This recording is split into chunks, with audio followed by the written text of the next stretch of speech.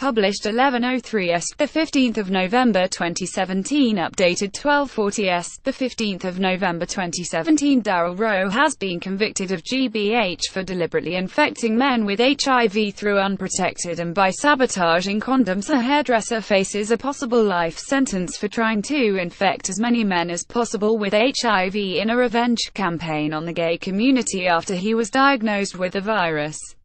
Daryll Rowe, originally from Edinburgh, infected 5 men from the Brighton area in the northeast with HIV while 5 others narrowly escaped contracting the life-changing virus. He was found guilty of 5 counts of causing grievous bodily harm and 5 of attempting to cause GBH today in a prosecution hailed as the first of its kind. The judge adjourned sentencing until next year but warned Rowe he could face a life sentence for his crimes.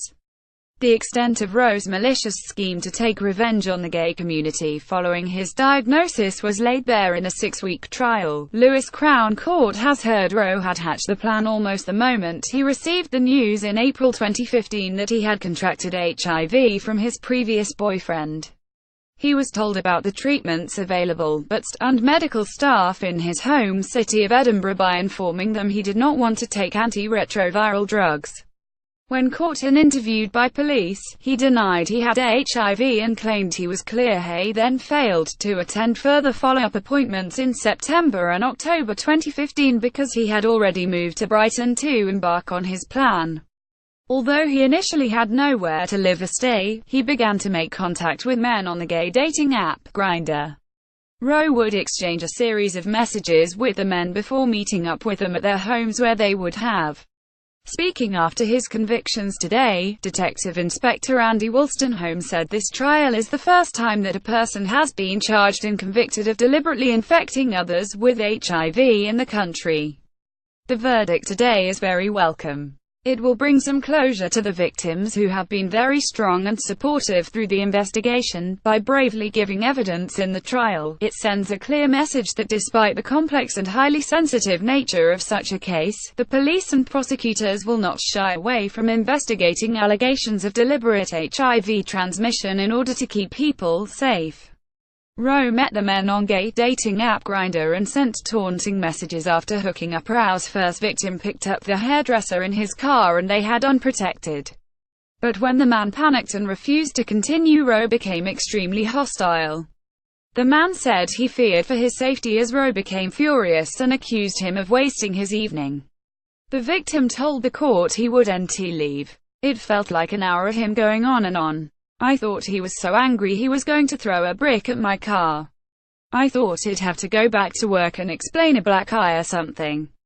He was really angry. He got out of the car. I cried all the way home. Shocked by his behavior, the victim refused to meet Rowe again, which led the hairdresser to send a series of abusive texts taunting him.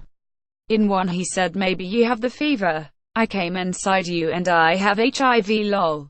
Oops. Rowe refused NHS treatment for the virus and instead hatched a revenge campaign. Weeks later, the first victim began to develop flu-like symptoms and was later diagnosed as HIV positive. 2 dock officers have been sacked for falling asleep during Daryll Rowe's trial.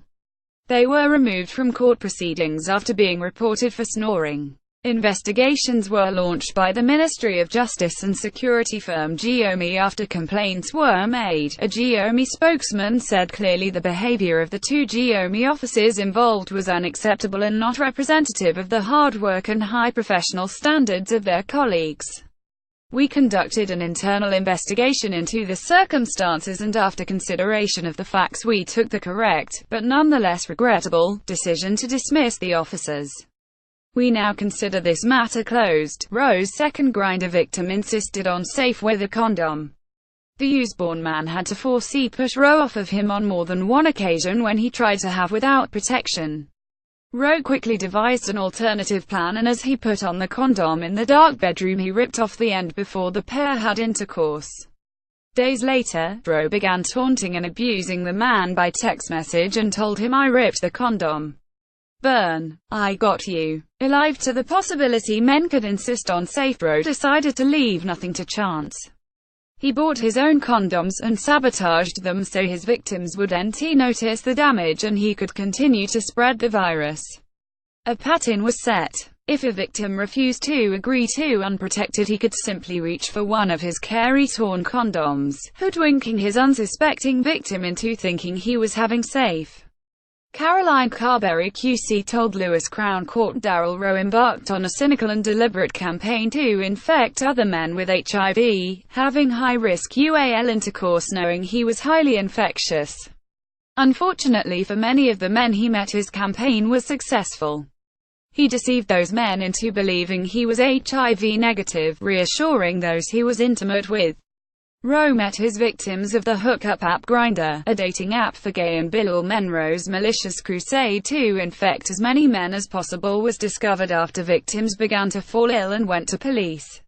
Fearing there was a lone suspect attempting to spread HIV to as many men as possible, a public health warning was issued. When the first two men were diagnosed with HIV, police swooped and arrested Rowe, who subsequently denied having HIV and claimed he had never met the men concerned. Between February and April, a number of other men came forward after reading about the warning in the local press. Rowe was released and bailed to the address of a relative in North Berwick, near Edinburgh, but he absconded and continued his plan, having with two further men before eventually being apprehended. Self-styled vegan hippie who was exposed during his trial as a cruel liar who enjoying playing with victims' emotions, Daryll Rowe presented himself as a softly spoken vegan hippie who was looking for love, but in court it emerged he was actually a nasty individual who could quickly become angry. Originally from Edinburgh, he was taken into care at a young age and fostered from the age of 7. He left school after taking his GCSEs and trained as a hairdresser at college. He came out as gay at the age of 15. In the same year he experienced his first UAL encounter. He travelled to Australia for a year to visit his brothers in Perth before moving back to Edinburgh to work. Rowe presented himself as a healthy living vegan, even posting health videos. Rowe became a vegan after turning vegetarian at the age of 18 and said he chose to move to Brighton because of its gay and vegan-friendly atmosphere. The 27-year-old was very spiritual and lived by the mantra of love, life and positivity. He loved star signs, likening himself with characteristics of his Libra symbol of being relationship-orientated, artistic, creative and balanced. After he was diagnosed with HIV in April 2015, he said he tried urine therapy in a bid to rid himself of the illness. This eventually saw him drinking his own urine every morning and regularly throughout the day, he claimed.